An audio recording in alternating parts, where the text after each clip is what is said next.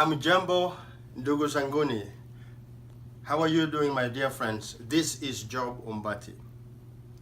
I told you in my previous video that I'm going to get time to talk with you.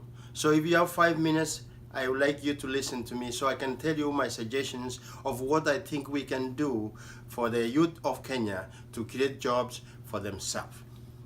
Politicians in Kenya talk. They don't do nothing. Unemployment in Kenya is 65%. Most of our youth don't have jobs. They don't have means of making money. I am not one of those people. I am one of the leaders who is trying to create opportunities for our people. I don't like to talk. I like to plan so that we can get things moving. Even though I'm not in the government, I'm giving you suggestions. Wherever you are, if we can stand up together, we can get things moving. We don't have to be in the government to do things. We don't have to be leaders or ministers or politicians to do anything for our youth. All we need is a plan, a vision, and a goodwill. Then we can help our people. So for those who are asking, Job Umbati ni nani? Job Umbati is a Kenyan. He's trying to do the best he can to help his countrymen. So as far as I can say, it is time for the Kenyan youth to stand up and demand what is rightfully theirs.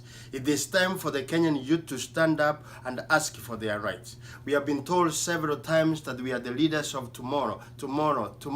This is our tomorrow. And I want youth, the leaders, the youth of Kenya, to rise up right now and stop supporting these politicians who just do the talking and they don't do anything right. So, I know every youth in Kenya can do what I'm saying because this is common sense. I have so many suggestions, but let me give you 3. 1, in every county government, we have MCAs. You know you have MCA. These MCAs are given about 12 million Kenya shillings every year to bring to the people for development purposes.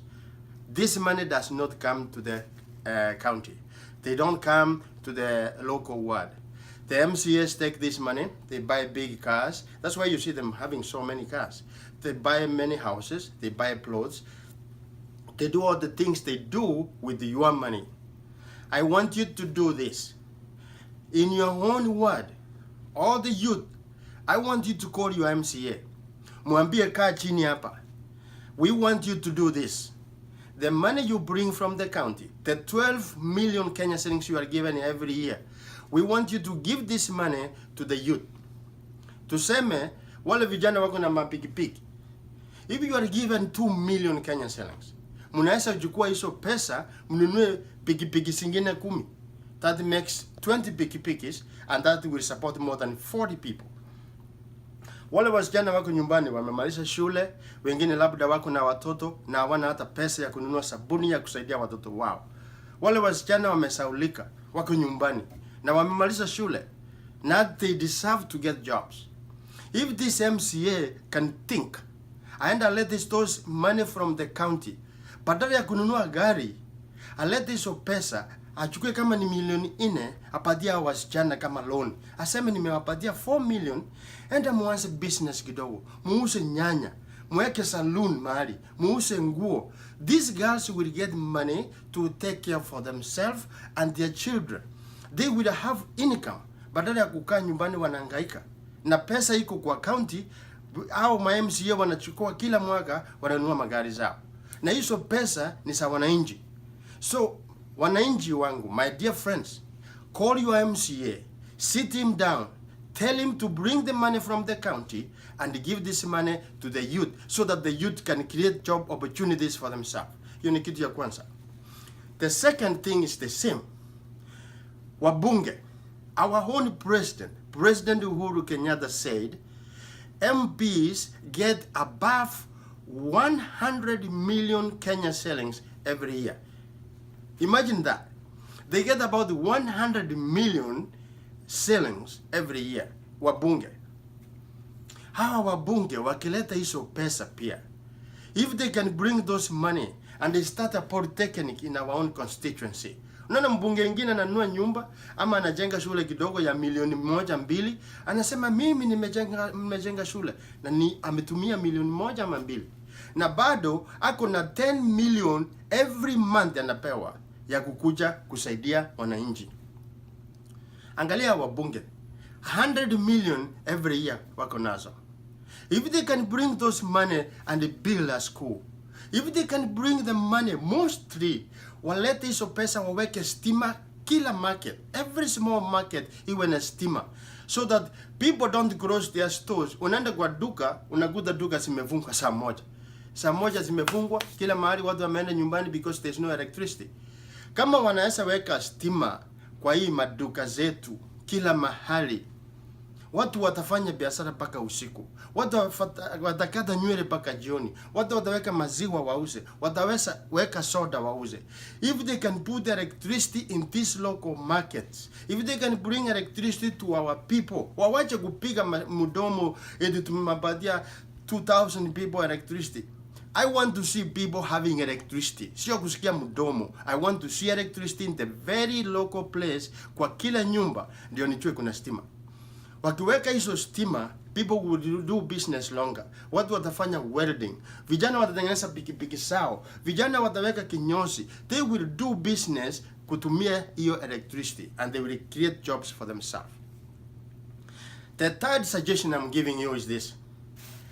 Bring your governor. My dear friends, governor is right there.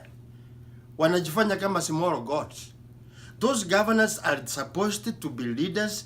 They are supposed to be governors of the people, of the county, and servants of the people.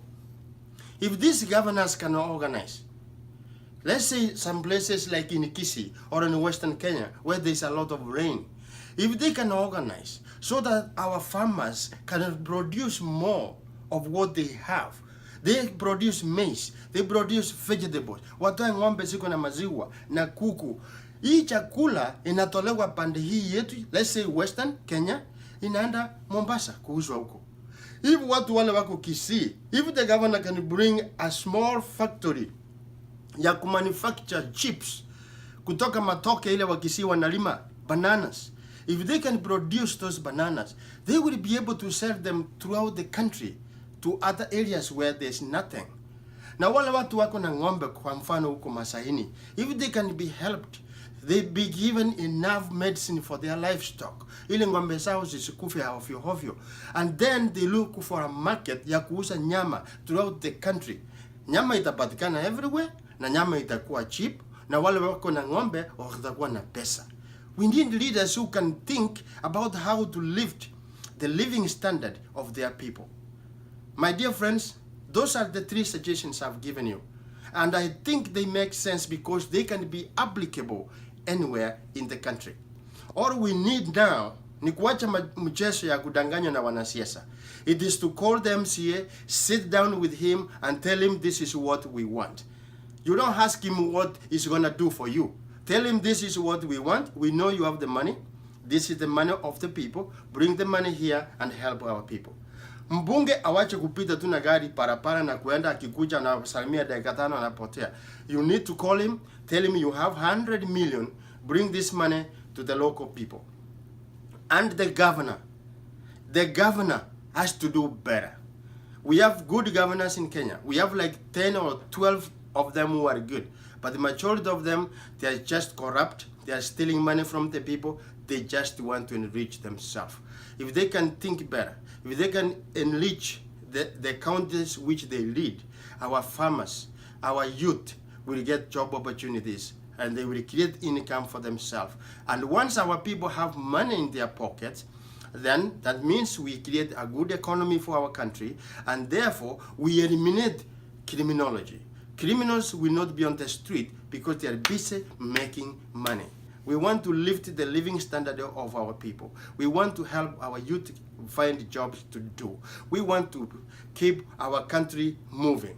And we can do this if we start from the local level. Therefore, my friends, vijana, tafadhali, let's stand up. It is our time to rise up and demand what is rightfully ours. May God bless you, and may God